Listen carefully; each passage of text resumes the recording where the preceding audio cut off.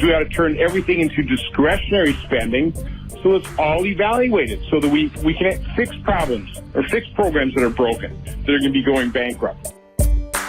Which side are you on? Which side are you on? Republicans just really, they can't help but accidentally let their unpopular economic policies slip out every now and then. That is why they want to try and scare you with the culture war stuff, right? That is why they want you to be upset about Dr. Seuss or Minnie Mouse wearing a pantsuit or trans people existing. That's why they want you to be upset about all these things, so that they don't see you taking money out of their pockets. They want you mad at your neighbors so that you aren't mad at them.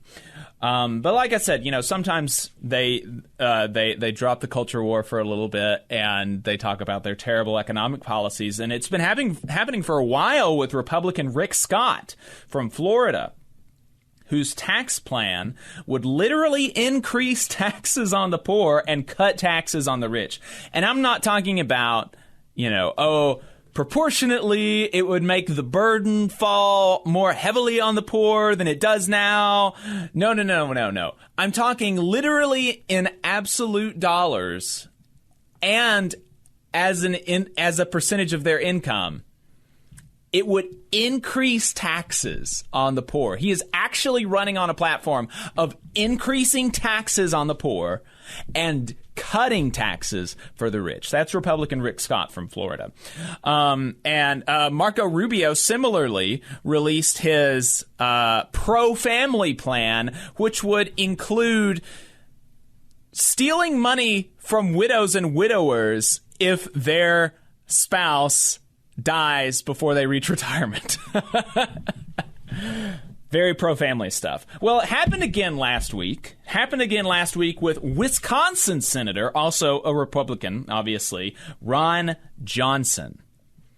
Wisconsin Republican Senator Ron Johnson. Let's just listen to his. I'm not even going to tell you what it is. Let's just listen to his appearance on the Regular Joe show. Yes, and defense spending has always been discretionary. VA spending is discretionary. What's mandatory are things like Social Security and Medicare. If you qualify for the entitlement, you just get it no matter what the cost. And our problem in this country is that more than 70% of our federal budget, of our federal spending, is all mandatory spending. It's on automatic pilot. You just don't do proper oversight. You don't get in there and fix the programs going bankrupt. It's just on automatic pilot. What we ought to be doing is we ought to turn everything into discretionary spending, so it's all evaluated so that we can fix problems or fix programs that are broken, that are going to be going bankrupt. Because, again, as long as things are on automatic pilot, we just continue to pile up debt. It's mortgaging our kids' future. It's this massive debt burden. And you think, I'm only showing you the clip, and I don't know what happened after that. But it almost sounded like the host was like, well, now, hold on, like he was scared because of how much he was revealing there. Right. This is insane. This making your stuff. Social Security and Medicare discretionary. This is insane stuff, right? This is crazy. Talking about what does it mean if it's discretionary? It means that they might not renew it. It means that it is more subject to ghouls like him and even Barack Obama, who, let's remember, Barack Obama did a big thing about trying to cut Social Security. His grand bargain. Yeah. The obvious result of making Social Security and Medicare discretionary would be that ghouls like Barack Obama and Ron Johnson would have an easier time clawing back what little money we give folks in their old age to keep them out of poverty. We put it in mandatory spending specifically so that if you qualify, you get it no matter what. He said it like it was a bad thing. Like, if people qualify for retirement, if people qualify for health care, they get it when they're old. Oh, man. If they live long enough, they just get it? Are you serious? That's a little too generous. If you've worked your whole life in paid into it, America, every paycheck, paid into it, and you qualify for it, you just get it. What kind of crazy world are we living in?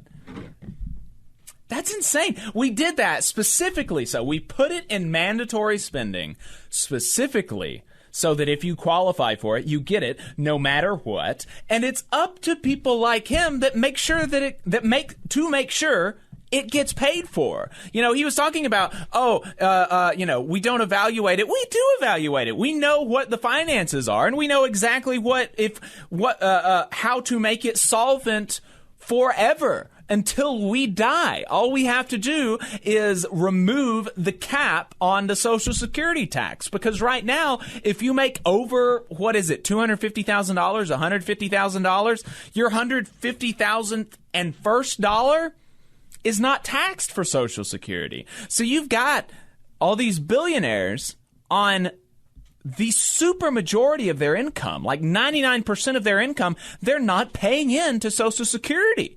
Like the rest of us are, on 100% of our income.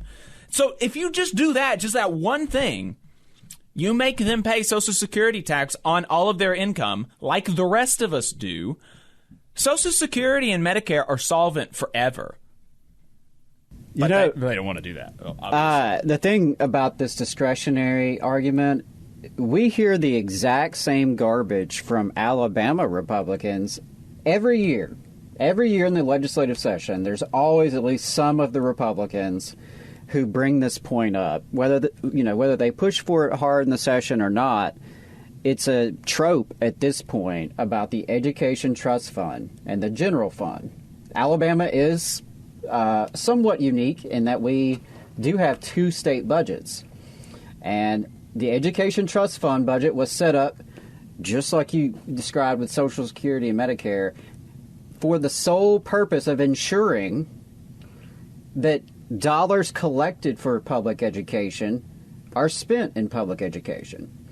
And yet it's at this point, worn-out trope among Alabama Republicans that's one of the big problems we have in Montgomery is, if only we had one budget. There's no need for having a separate education trust fund. Right. And, of course, the education community fights back against these efforts time after time after time because we know what that means, right? If you're going to take away the dedicated budget, we know that means you're trying to take away the money in that budget. Right. Right. Look, that's the Republican economic message. Raise taxes on the poor, cut taxes for the rich, take money from old folks, take money from widows and widowers. That's it. That's it. I mean, that's literally it. Make sure the rich get richer and the poor get poorer, and everybody else in between struggles more and more. Yeah. Crazy.